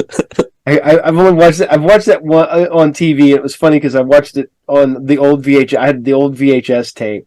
Oh man! And then I got the Blu-ray. I skipped over the DVD version of it. Right. But once, years upon years ago, I went and got to see it in 35 millimeter in a theater, and it was a well-worn. The only one there, huh? No, that was full. It was a full house. It was a bunch of people there. But it's funny because you watch it and this thing's been watched like 1 billion times because it looked like you just went to a grindhouse and watched this movie because it still had the skips and you could see the hair going across it and everything. Yeah. God, that would have been cool to see. I mean, I wish they would do stuff around that. Well, I mean, we're technically basically in the same area, so I mean, I would, if you see that coming back up anytime, dude, you gotta let me know. That's for sure. Yeah, because we have. I'd love to see that in the theater. We have Horrorama every year at Halloween time. And it's about 30 minutes south of where I am. And I went there one night. Hour south of me. I went there and spent 12 hours in the theater watching them one time. They had 5 movies plus shorts and trailers, and then we had intermissions and everything. I went in at 7 o'clock at night, and we were leaving at 7 o'clock the next morning. And it's almost how it was when I saw it when they did the last Lord of the Rings, and I did the whole day there. I'm a fucking nerd. Was it the standard versions or the extended versions? Extended. Oh, boy, that's 12 hours almost. It had to be. It's more. It's more 12. Yeah. I did the same thing with Star Wars too when I did that. I have never went to the theater and watched that many of a single Star Wars. I'm a big Star Wars fan. I've never been and went and seen. I don't have any Star Wars tattoos. I got more than that. That's just all I can show right here. I got my neck, my leg, my arm. That's the one is everybody's surprised I don't have, and I'm like, really? Yeah, it's like. They also you don't have G because I'm a big G.I. Joe fan too, and they're like, you don't have any G.I. Joe? I was like, no. I have Cthulhu.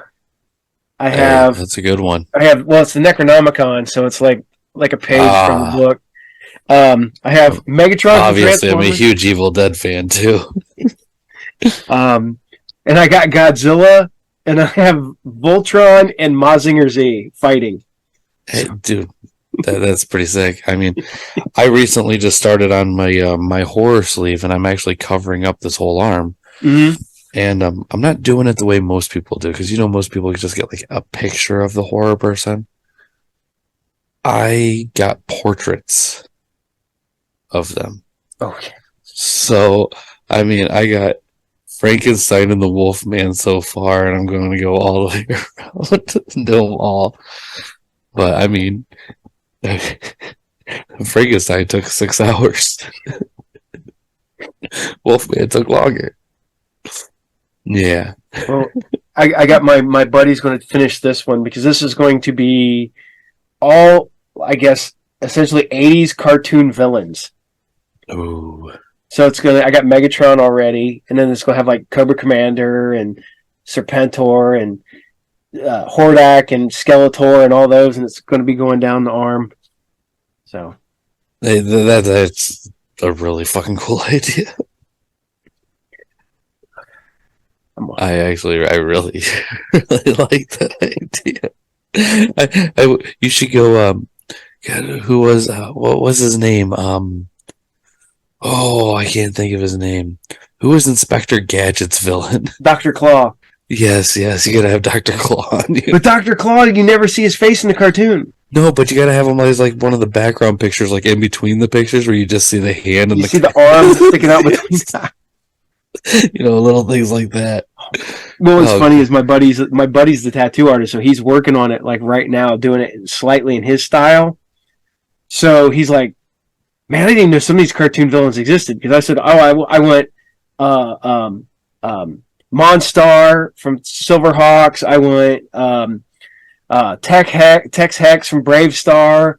I went and he's like, who is what?" Dude, you could probably just do the whole arm on just Scooby-Doo villains. I kind of want, because I want the robot and the space kook. Which those are my two favorite villains from Scooby-Doo. So I was like, man, that's a great one. Wasn't Ninja Turtles, that was an 80s one too, wasn't it? Yeah, so I'm going to get Shredder. Yeah. I'm going to get Shredder's head there, yeah. Oh, there's so many good 80s ones, dude. I mean, I'm getting Venger from the Dungeons and Dragons cartoon and all that stuff. So, really, Dungeons and Dragons cartoons. I have seen way too many of the Dungeons and Dragons things. So, it's been a lot of my life. Oh, whatever. I'm the worst part about it is I'm one of them guys who I'm horror movie, Saturday morning cartoons, comic books, and like heavy metal music and stuff like that. I'm like, man, I'm legitimately going out of my way to make sure like society doesn't want anything to do with me. Dude, I'm right there with you on basically every single thing you said. I mean, I'm pretty sure my wife is ashamed to say that I still watch Scooby-Doo. No, my wife don't care. Yeah, she watched Scooby-Doo with me the other day. My 7-year-old won't watch Scooby-Doo with me, but I'll watch it by myself. I was using her as my excuse for watching Scooby-Doo for the first few years of her life. Now it's just like, I end up just watching it by myself. I still watch the new ones when they put them out. Hell, I'm a huge fan of Mystery Incorporated, the one the new. Oh my god, that's so good. It was only like 2 seasons, wasn't it? 2 seasons, yeah, and kind of ended on a cliffhanger, and we did not get it. And then instead, we got that Be Cool Scooby-Doo that everybody hated. It wasn't that good, to be fair. I mean, it really wasn't that good. I mean, the family, what I call it, the Family Guy version of Scooby-Doo. Yeah, it's pretty cheesy. Yeah. But no, you're right. That Mystery Incorporated, I found that one by accident. I didn't even know it came out, and I actually thoroughly enjoyed that one. It kind of brought back the whole solving a mystery concept to a lot of it, and it was just really good. Well, you had well done. You had the weekly one-off characters, and then the huge overlying story arc of both seasons. Right. And you find out that there was more Mystery Incorporateds before them, and that they're it's a legacy. And I will say though that mystery is definitely kind of like a cheesy little thing they do. But the fact that Lewis Black is still great. Yeah, it wasn't bad. It was significantly better than I thought it would have been. And the fact they got Jeffrey Combs to be H.P. Hatecraft was so good. The fact that anybody would do anything based off of H.P. Lovecraft and how racist that guy was in his life still amazes me to this day. But like, you have your Cthulhu tattoo, my screensaver's a Cthulhu one. I mean, regardless of the guy's views, he has pretty fucked up things. Yeah. Well, it's one of them ones where you ever see the documentary about that? About him? No, I haven't seen that. I think the only one that I actually own is I own the Necronomicon movie. Oh yeah, which is surprisingly better than it ever had any right to be. No, and it has no budget. There's like no budget there, but it looks good. It looks really good for nothing. Yeah, and I got that. I got a signed VHS copy somewhere. Really? Yeah. Damn. Tom Savini signed it at a con probably 15 years ago or so. I always like to piss off a lot of my other horror fan friends because they, always get into the argument of like, who does the best special effects? And 99% of the time, everyone's like, oh, it's Tom Savini. It's always Tom Savini. I'll argue the fact that it's Kevin Yeager until I die. People fucking hate it. I would almost say Rob Bottin because of The Thing. Yeah, well, I mean, you're not wrong. I mean, that was good. There's something about Kevin Yeager's work that I've always fucking loved. But then again, I mean, he created two of my favorite animatronics ever made, the Crypt Keeper and Chucky. So, I'm kind of partial because it's technically a local boy because he's out of Dayton. So yeah. Hey. So yeah, but don't get me wrong though. I mean, Savini did a great job too. I'm not, it's like when people more or less like to give people shit. It's we have this discussion. It's always like we always have it's asking which one's your favorite kid. But we do. That's an easy one. No, I joke around with my kids, all my kids. I have 4 boys, ranging from soon to be 31 down to 12, and I go, hey, I love you all equally, but Vince is my favorite. Hey, I mean, but you can still love them equally and have a favorite. You know, I mean, mine range from 7 to 26. Stepkids. I'm married older.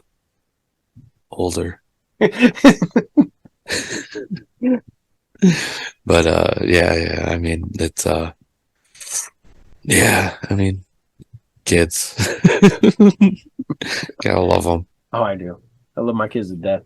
That's you talk about when you were putting your podcast together, having kids, your people that you could talk to and have really good conversations with. Legitimately, the person I have the best conversations with is my son Joe, and that kid wants nothing to do whatsoever with being on a podcast. He doesn't want to be recorded. He's finally getting. He's almost 23, and he's 23. He's just turned 23, and he's finally getting to where he's finally like, well, I guess if the conversation was right, I would come. Well, I mean, you know where he's coming from. It makes sense. Yeah. I mean, I don't know. It was hard for me to figure out, like, everything that I wanted to even do with it. Because, like, yeah, I do Tales from the Podcast. I've been doing this for a while, but by all technicalities, it didn't even start there. It started with me doing a different show altogether. And when that failed, I kind of had picked up the pieces and turned it into what I wanted it to be. And I mean, it has to be the right thing that, you know, you want it to be about. And, yeah, you know, especially with podcasting, like, one of the biggest things I've noticed is your audience, they can tell when you're passionate about something. Mm-hmm. And that's what you have to do, is you have to find out what you're passionate about and talk about that. And I mean, especially with, you know, how I do it, because I do everything live. So, I mean, it's not like, oh yeah, I mean, I'm getting live interaction from YouTube, Twitch, Facebook all at the same time from everywhere. And I react to it all as it's happening and bring up comments, and, you know, so it's like, I am passionate about it, and, you know, try to answer and be part of everything with it. But I mean, it's one of those things where I feel like it's definitely shown up to be like a very beneficial thing to podcasting. You know, they really can tell. That's for damn sure. Yeah. And that's kind of, I want to do, I'm working on deciding to do a live podcast. I've never had the guts enough to do it yet. You know, you just do it, man. And hopefully, if I do that one, I'm going to have. I got a couple other people I work with. I'd have us all, you know, doing one, but it still freaks me out. Too much, I think. Well, from somebody who does it, I mean, personally with StreamYard, I mean, I think it works out good that I think that we don't have it in the same room. Mm-hmm. The simple fact that we could be our own little squares like this. Mm-hmm.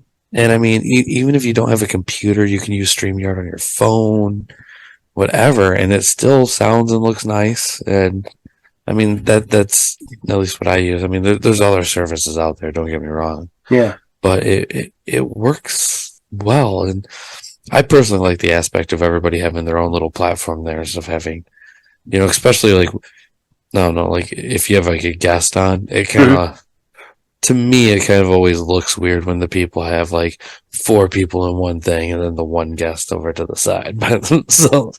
It's like, yeah, just make everyone their own square. But that's like, that's a personal preference too. I mean, it really doesn't matter. We've been here for a while. What's your favorite guest that you've had on your show so far?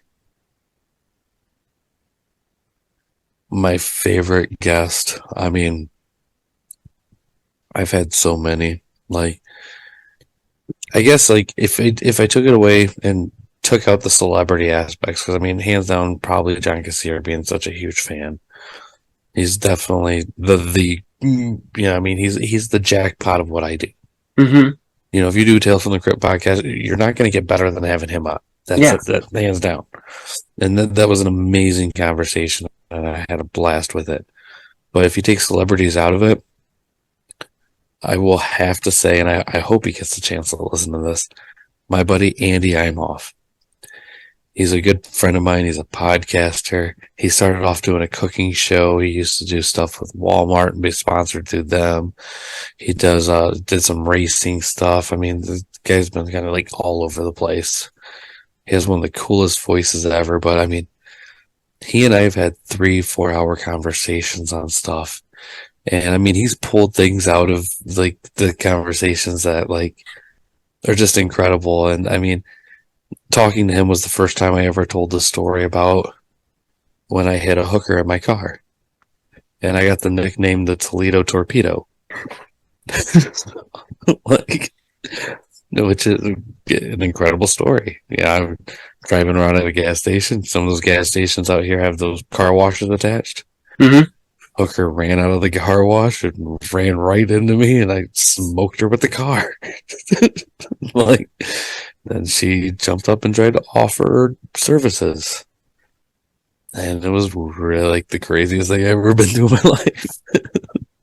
But I mean, like, we've just had some of the funnest, craziest conversations ever. It's such a weird thing, but it's always, I don't know, it's always those people you have like that special connection with and everything. And, like, he's also the same guy who talked me into spending $600 on a fucking huge fucking smoker that I didn't need.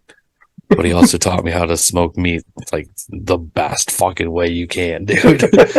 I mean, we got at my house right now, it's like me, my wife, and my 2 daughters. The stepkids, the oldest 2 boys are moved out, and I mean, they're on their own, they're old enough. But I mean, we still had it before where it's like, all right, well, we're going to smoke 2 racks of ribs, 4 tenderloins, 16 sausages, about 14 chicken wings. It's like, man, there's only 4 of us. Why am I doing this? It's like, but god damn, man. Yeah, I mean, it's always those guests, though, to me, that really kind of make it. Make it fun, entertaining. The celebrity guests are always cool, and they can always boost your numbers and stuff. I mean, obviously, you're an Evil Dead fan. I mean, probably one of my highest viewed videos is my interview with Dana De Lorenzo. And, I mean, that was great and everything, but, I mean, it's a different kind of connection when you're talking to somebody who's like a legitimate friend. Mm-hmm. And, the stories that you can come up with and the laughing. And to me, it makes a better show, too. Yeah. Yeah. That was a really long answer. I probably should have shortened that up for you. That's why I don't do it live. I can edit that out now. I'm going to watch this later. It's going to be like 16 minutes long. Like, it's been over 2 hours. Why is it a long time for that 16 minutes? You'll see it on the B-roll now. The blooper reel's like 15 times longer than the actual episode. I did up a lot. I did a blooper reel for my commercial, and it was legitimately my commercial for my show was 30 seconds. I had 3 minutes of bloopers because I could not get out what I was trying to say at all. And then as soon as I would get it nailed, my son was there too, and he was my older son, and we were doing together. He was doing his part. I would nail mine, and then he'd fuck it up, and I was like, and then I did the whole. It happens. I get it. And then I'm sitting there. I turned into the one dude. I'm like, fuck it, I'm doing it live. I just started all over. Is that Bill Riley? Yeah. Yeah. Yeah, I mean, I had a commercial for the longest time, and then I quit giving it out. And then I was like, I'm gonna make a new one. That was about a year ago. Oh yeah. I never did it. I was gonna shoot a new one in like September when it was still kind of nice outside, and nope. I was like, I'll get to it. Oh, it's January. I didn't get to it. Right. Yeah, with me doing a live video, I was actually going to do mine as like, not just the ad for us, but like do the sponsors and everything. Just like, be like, let's make the show easier. I won't have to do any of that stuff. Just hit the button and it's good to go every time. Still never did it. I'll do it live every day. Kid. Oh, shit. Well, man, this has been a blast. I've been having fun. Thank you very much, man. And I'll have to get you back on for more because this has been funny. And well, I'm happy I was able to help entertain you. just talk about random shit. I'll have to get you over on the show with us sometime, man. I mean, just let me know. Oh yeah. I mean, I'll ruin your day. I'll make you watch something that you didn't think you could watch. There's only one movie that I will not watch, and I know it's dumb. It's a Serbian film. I read the synopsis. I had one friend who used to go out of his way to try to trick me into watching it. And I was what if I told you it was surprisingly sexy? I'm still good. No. For those who haven't heard the plot yet, I was joking, and I really hope you don't think that of me. Yeah, no, don't worry about that one. My co-host won't do that one. He also refuses to do Jeepers Creepers or Powder because of Victor Salva and all his. I mean, I get it, but I mean, a movie's a movie to me. It's like, I mean, I watched them because I was a manager at a video store, and I was the guy who would have to replace and fix VHS tapes back in the day. So those are the only reasons I ever had to watch them, is because I was like, I'm good. But then I had to replace and fix tapes, and they're like, well, you got to watch them, make sure they work fine. So I was like, all right, throw it in. I'm like, they're okay. I had to do that to a lot of my own movies. I mean, that I just personally worn out. Like, the worst one for me was always Kung Pao Into the Fist. Not even a horror movie, but man, I burned the fuck out of that VHS going through it. Oh, yeah, the good old days. Oh, I miss VHSs. Oh, man. I am a sucker for VHS tapes, man, just because of the box art. Box art was so good. I got a couple boxes of VHSs throughout the house and in my car. I probably got about 1,500 still. And, I've like 2 copies of the Dead Pit with the little light up guy with the eyes, and I got promo VHS tapes and all that other stuff.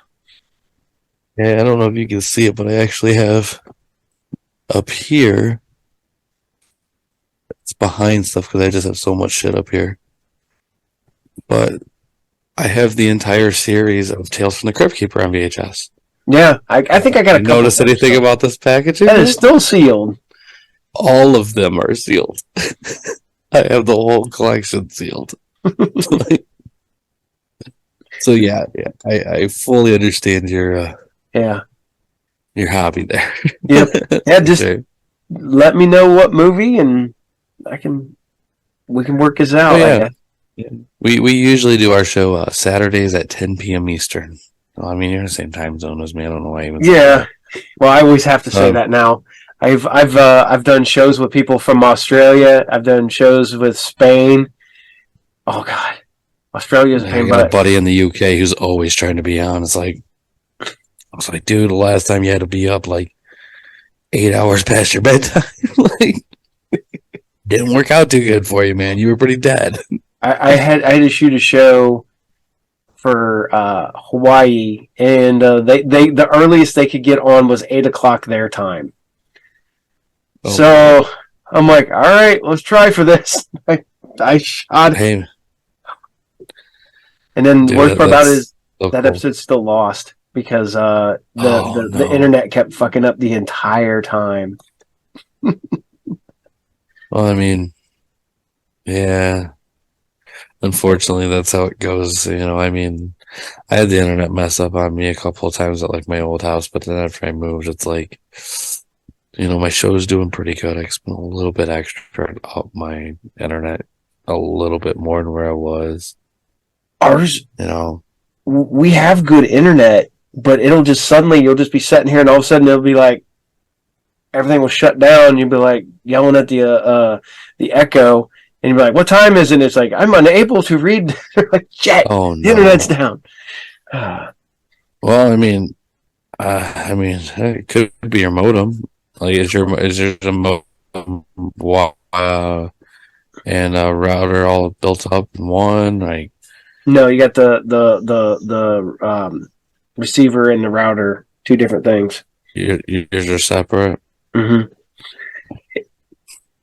And it was like yesterday, it went down at least 4 times that I know of. But now today, it's been fine, but I've also haven't been here 6 hours out of the day, so. Right. No, for sure.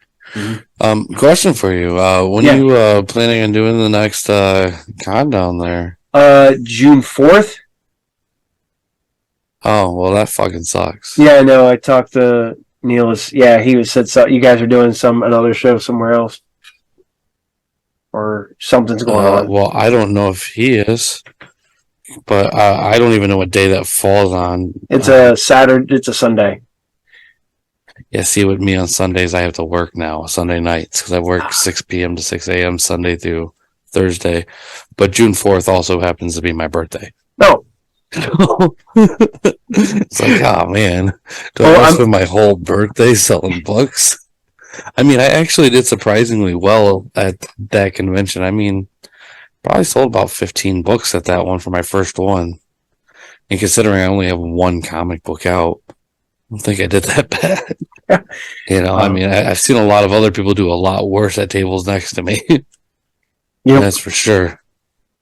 Well, I did have a lot of fun at yours, though, man. That was a really cool one for my first time out there. And, you know, next time I see you, though, I'll definitely, I'll just throw you a copy. I mean, I got plenty. But sweet. Yeah. Definitely let you check out what I got going on, you know. And definitely. Yeah, for sure.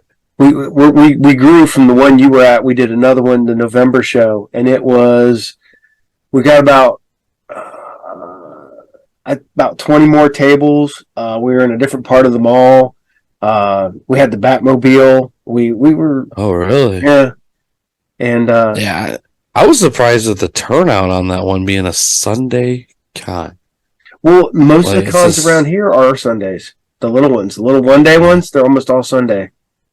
You see, I never really been to any of the little ones. Like, even the Pop Fest out here is 2-3 days. Yeah. I don't even hardly go to the big ones anymore. I go to the small ones because one is the small ones. It's one day. It's a Sunday. That's usually the day shops are closed. A lot of shops just do them because, like me, I just do them a little extra money, whatever. And it also helps clean out the back stock and whatnot if you want to clean stuff out. But I go there to buy a lot, you know, and people are willing to deal because you're there for one day. The table prices aren't that high, so you don't have to make a shit ton of money just to break even. And so it's just a fun little, we all kind of hang out. We work, you know, hey, this guy goes, well, you going to have that book? Yeah, you know, you're right there. There was another one me and Josh did that was a one-day one. I was like at a college. I'm trying to think of what it was called, which one it was. I don't know. That was one of them where I was like, I was legitimately actually pissed off at that con. Because, like, there were 2 books I was looking for. and I found both of them there. Mm-hmm. Both of them wanted 100% fucking markup on what the books were going for. And no dealing, no trading, no nothing. It's like, oh, well, this movie's coming out soon. It's like, everyone knows this movie's coming out soon. I'm like, I can see the fucking recent sales right now on eBay. It's like, I'm not going to give you fucking $150 for Toxic Avenger when, most of them are selling for around $40-$50 at most. But it was just, stupid shit like that. I was like, wow, I couldn't believe it. And there's one guy who he was selling EC reprints there. And, I collect those too. But he only had a couple I didn't have, but he was wanting like $20 a piece for these reprints, and they weren't even like pristine. I mean, if they were in great condition, I could see $10-$15 for a reprint. But these were pretty banged up. And it's like, wow, these are really overpriced. I find them EC reprints a lot for like in the dollar boxes. You just gotta look. Yeah. Mm-hmm. Oh, dude, I got some deals with a lot of the shops around here. Anytime anything EC related comes up, dude, they give me a call before it hits the shelves. Because I'm usually pretty quick to purchase all of it. But it's just, they're hard to come by. Yeah. You own a shop, and how many EC books do you have? No, I don't have any. I've only had 2 come through. Yeah. See, that's just the way it is. The people who have it don't give it up. No. We're a diehard group, and I think that's another thing that kind of makes it hard for me selling books is like Josh does superhero stuff and all these other things. All these other indie people have superhero books. Everyone does the action, the superhero, the fantasy stuff. The indie horror scene with comic books is not very big. Yeah, see, I started in the 90s when that stuff was big. It was indie horror stuff back in the day. Yeah, it's unfortunately it's not no more. I'm not sure what ruined it.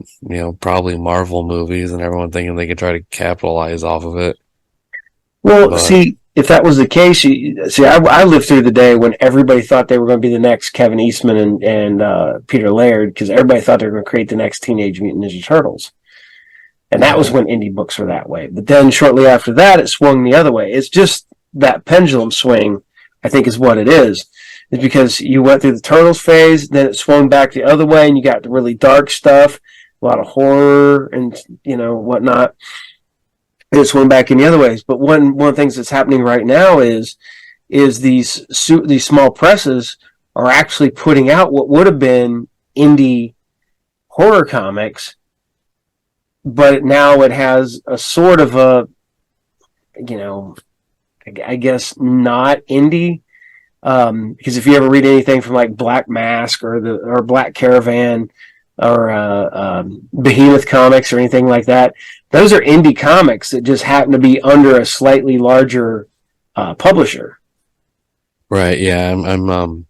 I always kind of compare my buddy Dirk like that. Dirk Manning. He's still technically an indie guy, but Source Point Press has a little bit more money than a lot of the other ones. So, yep. So yep. I definitely get that. Fuck, he had James O'Barr do a cover for him. Yep. There's not too many indie publishers that couldn't do that. So, James wouldn't even talk to most people about that. Yep, definitely. He's too busy chain smoking. By the way, this isn't part of the show anymore, right? No, we can end that right here. We're going to end it right here. We will talk to you more later and have more of this. So take care for tonight.